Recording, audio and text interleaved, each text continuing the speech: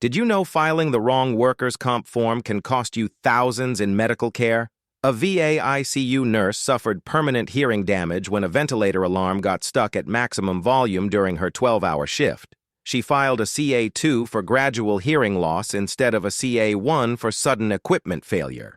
This mistake delayed her audiological treatment for months. Medical device malfunctions need biomedical engineering reports within 24 hours, not when hearing tests finally show damage. Always file CA1 for sudden workplace incidents. Follow for more federal employee workers' compensation tips.